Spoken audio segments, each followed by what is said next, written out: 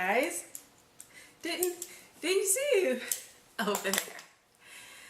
Hi, welcome to my channel. I was just sitting here writing down some notes because I was going through my Instagram questions, and I get a lot of people who ask me, what's the best way to start keto? What are some quick tips and tricks? So these tips that I'm gonna give you are my tips and tricks. This is what worked for me. There are so many different ways to do keto. I've lost 56 pounds doing it this way, and I've been keto for 8 months. So I would say that the way I'm doing it now works. It may not work for you. Some of these things may work for you, but I just want to share what I know, and hopefully you can take something away from it. So first, let me tell you, the greatest thing about keto is that it's flexible. You can tailor it to what you like to eat, how you like to eat, when you like to eat. So the tips and tricks that I'm going to tell you about right now is what worked for me. They may not work for you. Some may work for you. So just take all this with a grain of salt. I am going to kind of be all over the place because I was just writing down my thoughts right now. So you might want to get a pen and paper yourself to write some of these things down because they're not going to be in any particular order. I'm going to try and start at the beginning, but we'll see how that goes. Okay, so hopefully my hair is okay. All right. Okay, so the first thing I tell people is to track your food. Why? Because that's what I did. I started tracking my food from the beginning using MyFitnessPal, and it's because I didn't know what was in my food or how much I was eating. So it's very important to track your food every day. So after tracking my food, one of the things that I do also is in the beginning of keto, I researched, and I researched to death. Most of my research came from YouTube. I looked online for a few things, but I found that watching actual real people doing the keto diet, and of course I watched a lot of doctors on there as well explaining the scientific reasoning behind it all, helped me out a lot. And one of the doctors that I followed religiously is Dr. Eric Berg. He is amazing. So if you in the search box just put Dr. Eric Berg keto, so many different things are going to come up to tell you all about keto. So that's a suggestion. That's one of the things I did when I got started. Another thing is, in the very beginning, for my first 2 months, I didn't know about the keto Instagram community, and it was kind of bittersweet thinking about it right now because there's so much support there, so many great ideas you can get for different recipes. That is the awesome thing. But during my first 2 months, I didn't know there was such a community, so I pretty much did basic keto. I didn't do fat bombs. I wasn't doing sweeteners like stevia and erythritol. I wasn't making fancy recipes. I was pretty much having, you know, my meats, my vegetables, and then I was adding fat to it. Why was I doing it that way? Because I didn't know about it. And I think that's why I was so successful my first 2 months, is because it was just basic. I was in there grinding, doing my thing. Of course, after I found the Instagram community, I was so excited. Not that things were getting boring with my recipes, but it's nice to have a change if you're going to be doing this as a lifestyle. So I got to see, you know, what different sweeteners there are out there. I start making bulletproof coffees, minus the proof, meaning I don't add butter to mine because I'd rather get those calories somewhere else. And I just start finding a lot of new things within the keto diet that I didn't know about before. And that helped me tailor it to how I like to do it. Another thing that I did during keto is I intermittent fast. You don't have to intermittent fast when you're doing keto, but it is an excellent tool to help kind of speed up the process. It helps you produce more ketones. It helps regulate your blood sugar. And I noticed that it was a great thing for me when I did the two in conjunction together. And I started off tracking and doing intermittent fasting together. And so I only eat 2 meals a day. I do a 16 8-hour window. In my other video called How I Lost 30 Plus Pounds, I explain more about intermittent fasting. So if you want to know more details, definitely go check that one out. So I eat from about 12 to 8, only have 2 meals a day. And I don't do any snacking. Now, when I do my keto grocery shopping, do I buy snack type keto foods? Yes. Why? Because sometimes instead of having a meal, maybe I'll just want a snack meal where that looks like maybe some cheese, nuts, some pepperoni with some cream cheese. Maybe I'll have my bulletproof coffee with it. Maybe I'll have some pork rinds with it.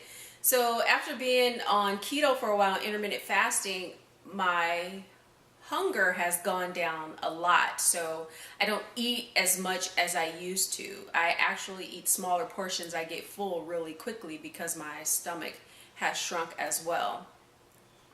People ask me all the time, do I cheat on keto? And I think about all the great foods that I get to eat and why would I cheat? Like I know some people schedule in cheat days. I don't do that. I don't cheat on keto. If I go out with friends and, I want to have some pizza, I scrape off the toppings and I only eat the toppings. I'll have a salad on the side. If you go to a restaurant, I order my meals without the bun. So it's totally doable to be on keto without cheating. Now, my form of cheating, which I'm not even going to call it cheating, but if people ask me, do you cheat? I look at it as if I go over my calories for the day, I may call that, oh, I cheated. If I have an extra protein bar because I'm still hungry, I may say I've cheated that way. If I had an extra piece of bacon, so those are kind of my cheats, which really aren't cheating. I'm still staying, in the realm of keto. But one of my favorite things to do at the beginning of keto while I was adjusting to the intermittent fasting and the whole thing of it all is when I got a little hungry or, it wasn't time for me to eat or I felt a little on edge or I needed something sweet, because I used to have an extremely sweet tooth. Now that's gone. But in the beginning when I was transitioning, I was still kind of feeling it. One of my favorite things to do was take a spoonful of this peanut butter and eat it. And I tried to do it no more than once a day. And it took the edge off. I didn't measure it. I didn't count how much it was. So this is one of my little tips and tricks is while you're going through that transition during the first month, and I still do it now sometimes, if you need something to help take the edge off, mine was peanut butter. It's not bad for you. Some people say you can't eat peanut butter on keto.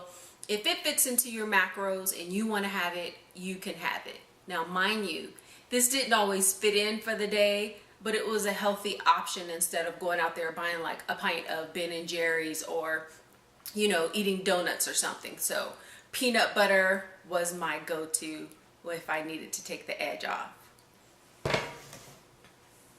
Another thing, a tip when I do keto is I do 20 net carbs, meaning I subtract the fiber from the carbs. So when you look on the nutrition label, it'll have how many carbs are in something and it'll have the fiber as well. And you subtract the fiber and that'll give you your net carbs. Some people go total carbs, which is hard. But because the fiber kind of cancels out some of the carbs, that's why I do 20 net carbs. And it's actually not that hard. I still do my vegetables. I count my vegetables. And so, yeah, 20 net carbs is what I do.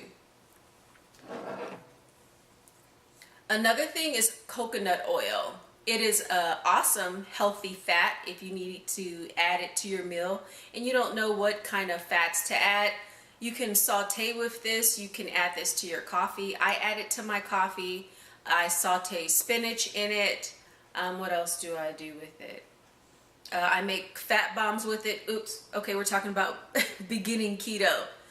don't make fat bombs yet. All right, so those are some of the things that I do with coconut oil. And the reason why I say don't do the fat bombs, don't do the sweet treats, at least for your first month of keto, is because if you are transitioning and you used to eat sweet things a lot and you're transitioning into keto, you want to give your body the best start it could have. So by introducing all these fake sugars and things, you're still training your mind to think and want the sugars. And so it's just easier if you try and take them out all together, and by the time your body transitions, you won't be having those cravings for those sweet things anymore. So the only reason why I have those sweet things now is because it's nice to have a treat every now and then. Plus I have kids, so they want sweet things too. They do eat keto, but of course, you know, we don't track them, we don't, you know, make them count calories and all that and stuff, but kids still like sweet things as well.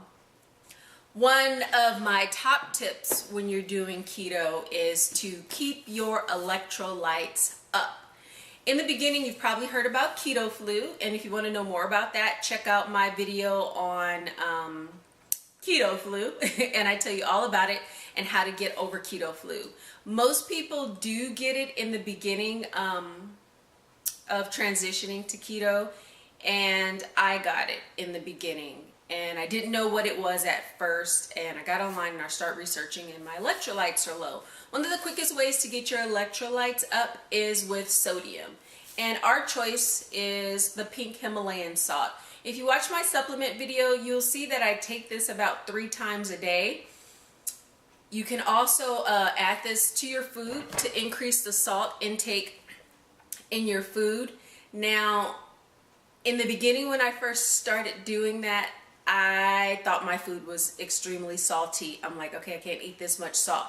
But after being fat adapted and, you know, being used to this for a while, it's like my body craves the salt. So then when I actually take the salt or put extra salt on my food, that's the pink Himalayan salt if you weren't able to see it, I love it. It tastes so good. Another way to get your electrolytes up is eating pickles or drinking pickle juice. That's me. Now, I didn't drink pickle juice in the beginning or eat pickles. One of the things that I did to get my sodium up was salt, of course, but you can also do like chicken broth. So pretty much just chicken noodle soup without all the noodles, but they sell broth by itself, and that is really good. It helps you feel full, it gives you the sodium you need, and it's very comforting, you know, when you're sick and you eat the chicken soup or the chicken broth preferably. So that's a great thing to help get your electrolytes up as well. Another thing that I tell people when they're grocery shopping for their keto supplies, you don't have to spend a lot of money. Unlike a lot of pre-processed programs out there where, you know, you gotta buy all this bulk food, you know, that comes in all these packages and pretty much already pre-made for you, and so you're trying to budget that and spend extra money. I just spend my regular grocery budget. I take out the things that we don't need anymore, you know, like all the heavy carb things, all the sugary things, and I replace it with these better choices, and I'm still within my budget. So whether you're someone who can afford, you know, all the organic and grass-fed items, or maybe you're someone with a lower budget and you can just afford the basics, and some of your stuff is processed, like, you know, the processed meats and cheeses and stuff, whatever works for you. So right now we're somewhere in the middle of that. So I buy some organic things and I buy some processed things. It's pretty much whatever my budget can afford. So don't think that you have to go buy all these extravagant things and you can't do keto. You totally can. Now, I know one of the things that I also talked about was if you needed snacks on keto. Peanut butter, pork rinds, pepperoni, string cheese, pickles. You can snack on pickles all day because they're very, very low in carbs. So those are kind of some of the kind of snacks you want to keep on keto.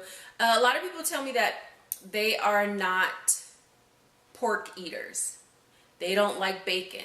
Keto is not all about bacon. Yes, I love bacon. So when we started keto, we did a lot of bacon with our meals. But if you don't like bacon, because I know they tell you to have the more fattier meats, go ahead, have your steak, have your chicken. If you want ground beef or ground turkey or shrimp, totally do those things. As you're putting everything in your macros calculator, MyFitnessPal, the free version, if that's what you're going to use, as you're putting things in there, you're going to see if you need more fat or not. And you probably will if you're eating the leaner meats. So just add more fat. Like if you're eating chicken and vegetables, add some guacamole on top of it, add some avocado to it, add some sour cream, sprinkle some cheese on your salad, maybe some little slices of deli ham. So however you like to eat, that's how you do keto, and that is what I did as well. Another tip that I like to give people is eat 7 to 10 cups of vegetables a day, however you need to get it in, and preferably the green vegetables. When people hear, 7 to 10 cups of vegetables, they think you can eat all the array of vegetables. Through trial and error, we didn't know in the beginning that it was just the green vegetables, and everything outside of the green vegetable pretty much is higher in carbs. So it made our carb count higher. We couldn't figure out what was going on just because, it's a vegetable, so why can't you eat it? So we stayed with, pretty basic, spinach, broccoli, lots and lots of salads. And then we also did the high fat dressings. So, because they want you to get all the fat in. The only thing with that, when we would do the high fat dressings are also higher in calories. And so I didn't like eating that many calories in a dressing. So what I would do was go for the lower fat or fat-free dressings, just because it left more room for me to add more things I can actually chew to my salads. So it's totally your choice. Just be careful, because if something is low fat or fat free, they've usually replaced that fat with higher carbs and more sugar. So I always tell people, read the labels. You're going to be one of those people in the grocery store who's just standing there doing this. But you know what? I get excited every time I see those people, because I know those people care about what they're putting into their body, and they are loving it. So to tag along on the whole, getting your vegetables in, why? On the keto diet, you're eating so much fat, okay? Your liver isn't used to processing that much fat. So you need to eat 7 to 10 cups of vegetables to help flush that fat out of your liver, or you will get a fatty liver, and a fatty liver can kill you. So in saying that, I did have some issues in the beginning with constipation. Yeah, no one really wants to talk about it, but it's a popular topic in the keto world. Your body has to get used to flushing the fat. And so I thought maybe I wasn't eating enough vegetables. I didn't know what was going on.